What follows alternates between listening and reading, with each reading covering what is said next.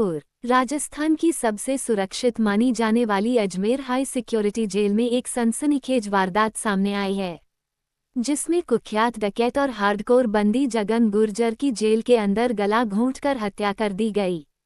हत्या का आरोप उसी बैरक में बंद एक अन्य बंदी पर है, जिसने पूछताछ में अपना जुर्म कबूल करने की बात कही है। घटना के बाद जेल प्रशासन और पुलिस महकमे में हड़कंप मच गया है। उस जमाने में दस्यु जगन के नाम से बीहड़ थर्राता था और आज उसकी सुरक्षित जेल में उसके साथी बंदी ने गला घोंटकर हत्या कर दी। जगन ने 17 साल की उम्र में पहला अपराध किया था। बेटी की शादी पर उसने अपराध की दुनिया से अलविदा कर देने की कसम खाई थी। जानकारी के अनुसार सोमवार को अजमेर हाई सिक्योरिटी जेल की बैरक नंबर 2 में बंद कुख्यात डकैत जगन गुर्जर मृत अवस्था में मिला। बैरक खुलने पर घटना का खुलासा हुआ। प्रारंभिक जांच में सामने आया है कि भरतपुर के बहुचर्चित कुलदीप जगीना हत्याकांड के आरोपी विष्णु जाट ने गमछे से गला घोंटकर जगन की हत्या की। दोनों पिछले करीब 3 महीने से एक ही बैरक में बंद थे। पुलिस अधिकारियों के मुताबिक पूछताछ में आरोपी विष्णु ने बताया कि जगन गुर्जर आए दिन उसे ताने मारता था और मानसिक रूप से प्रताड़ित करता था। सोमवार सुबह नाश्ते के दौरान दोनों के बीच कहासुनी हुई, जिसके बाद बैरक में लौटने पर करीब 11 बजे वारदात को अंजाम दिया गया। घटना की सूचना मिलते ही पुलिस अधीक्षक हर्षवर्धन अग्रवाला समेत वरिष्ठ पुलिस अधिकारी, एमओबी और एफएसएल की टीमें हाई सिक्योरिटी जेल पहुंची। मौके से साक्ष्य जुटाए गए और जिला न्यायाधीश को भी घटना की जानकारी दी गई। देर शाम शव को कड़ी सुरक्षा के बीच जेएलएन अस्पताल की मोर्चरी में रखवाया गया, जहां भारी पुलिस बल तैनात किया गया है। पुलिस ने हत्या का मामला दर्ज कर जांच शुरू कर दी है। इधर जगन गुर्जर के परिजन और ग्रामीण खौफ का पर्याय माना जाता था। वहीं हत्या का आरोपी विष्णु जाट भरतपुर जिले के अजान गांव का रहने वाला है। वो बहुचर्चित कुलदीप जगीना हत्याकांड में सजा काट रहा है।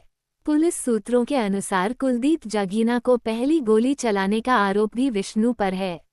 पहलू से जांच कर रही है। सबसे बड़ा सवाल यही है कि हाई सिक्योरिटी जेल जैसी सुरक्षित मानी जाने वाली जगह में इतनी बड़ी वारदात कैसे हो गई। इस घटना ने जेल सुरक्षा व्यवस्था पर भी गंभीर सवाल खड़े कर दिए हैं।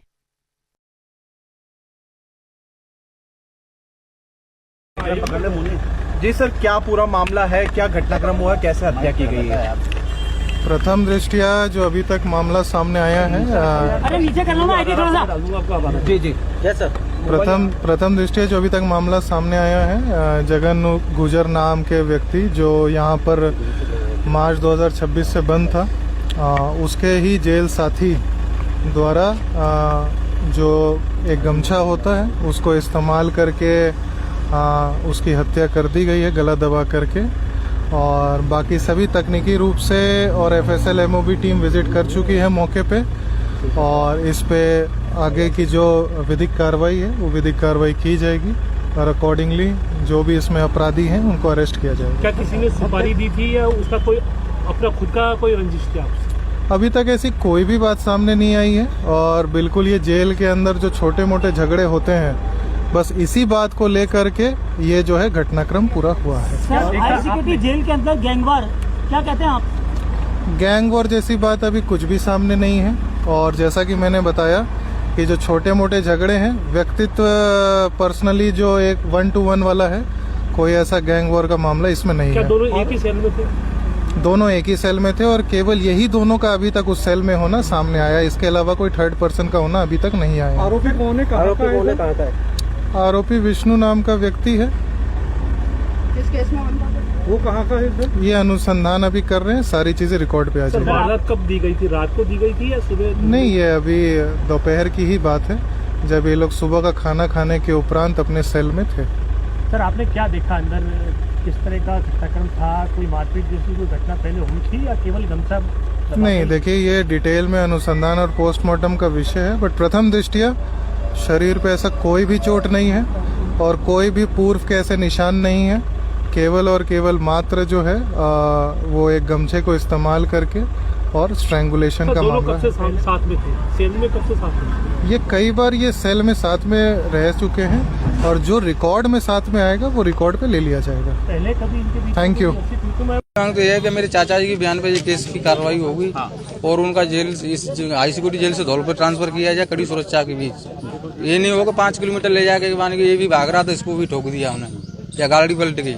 तो क्या कोई साजिश लग रही है कि सत्याकांड? ये साजिश ही तो है, मतलब इतनी बड़ी जेल में हत्या हो रही है तो साजिश से बड़ा और क्या होगा। आपके पिताजी के नाम से पूरा अभी अखबार में आएगा कि कैमरे खराब थे। इतनी बड़ी जेल भारत की 1st नंबर हाई सिक्योरिटी है, इसके कैमरे खराब हो गए थे। बताओ, मेरी मांग तो यह है, मेरी तो परिवार को सुरक्षा चाहिए, सीबीआई जांच हो, मेरे चाचा जी का यहाँ से ट्रांसफर हो और उनके बयान पे ये केस मतलब चालू हुआ।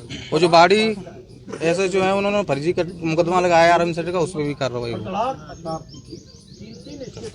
यहाँ पर बैठे हैं, किस तरह का षड्यंत्र जो है इस हत्याकांड में आपको लगा? देखो, जगन गुर्जर की जो हत्या आज अजमेर जेल की, हिंदुस्तान की सबसे सुरक्षित जो हाई सिक्योरिटी जेल कहा जाता है, उसमें हत्या उसकी हुई है।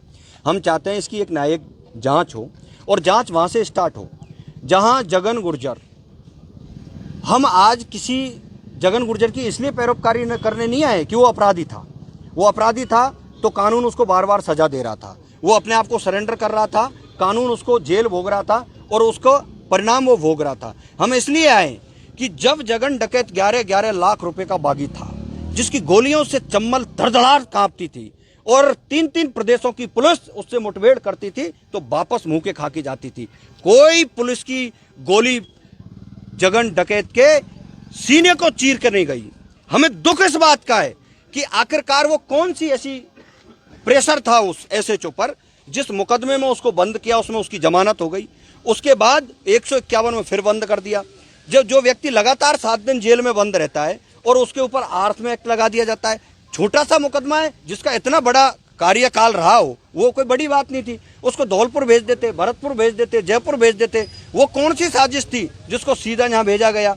हमारा देखो, पुलिस प्रशासन भी एक बड़ी लोकतंत्र व्यवस्था के तहत चलता है। पुलिस प्रशासन के ऊपर भी राजतंत्र होता है, तो जो हो सकता है इसमें किसी बड़े नेता का हाथ हो, तो ये पुलिस प्रशासन बताए किसके कारण ये साजिश हुई और उसकी हत्या हुई। दूसरी सबसे बड़ी बात, हम कानून में भरोसा रखने वाले लोग हैं। किसी को सजा देना कानून का काम है। आज जगन गुर्जर की जो हत्या हुई है, ये सवालिया निशान इस बात पर है कि सबसे सुरक्षित जेल में जो जेल का जो सुप्रीडेंट है, वो जगन के परिवार, उसके बच्चा जब मिलने आता है तो उससे ये कहा जाता है कि आप या तो इसको जल्दी से ले जाओ, नहीं तो इसको इतने मुकदमे लगा देंगे जो यहीं जेल काटेगा। ऐसे जब हम बातों को सुन रहे हैं तो पता लगता है कि कोई साजिश है, कोई न कोई तो साजिश रची गई है। इस बात का खुलासा जब होगा जब जगन गुर्जर का छोटा भाई पप्पू गुर्जर इस जेल में 2 साल से बंद है, उसके बयान लो, उसके बयानों पर मुकदमा दर्ज हो, उसके बयानों को ही आधार बना करके सीबीआई की जांच हो। पप्पू गुर्जर को यहाँ से तुरंत ट्रांसफर करके और धौलपुर जेल में शिफ्ट किया जाए। धौलपुर जेल में शिफ्ट इसलिए किया जाए कि जब जगन को मार दिया गया तो उसको भी मारा जा सकता है। जगन गुर्जर के परिवार को पुलिस प्रोटेक्शन हो। ये तमाम जो चीजें जो लोकतंत्र की हैं, कानून की हैं। सजा देना कानून का काम है, लेकिन तुम जेल में बंद करके किसी भी व्यक्ति को अगर मरवाते हो तो ये कानून की सबसे बड़ी हार है। ये जो राज कर रहे हैं, माननीय मुख्यमंत्री भजन लाल जी से मैं निवेदन करूंगा, आप इस प्रदेश के गृह मंत्री हो, जेल मंत्री हो, जवाब दो ना, क्यों नहीं बोल रहे हैं आप? आज आपसे हर आदमी ये पूछ रहा है कि तुम्हारी सबसे सुरक्षित जगह के अंदर वो व्यक्ति की हत्या हुई कैसे? और मैं ये कह रहा हूं, जिस तरीके से हम सुन रहे हैं कि जो जिसका नाम, जो विष्णु का जिसका नाम आया है, वो तो बेचारा बालक है। सूत्रों से पता चल रहा है कि वो व्यक्ति जगन को मार ही नहीं सकता। एक आदमी की हिम्मत ही नहीं कि जगन को कोई मार दे। तो ये भी एक संशय है बड़ा, इसकी भी एक जांच हो।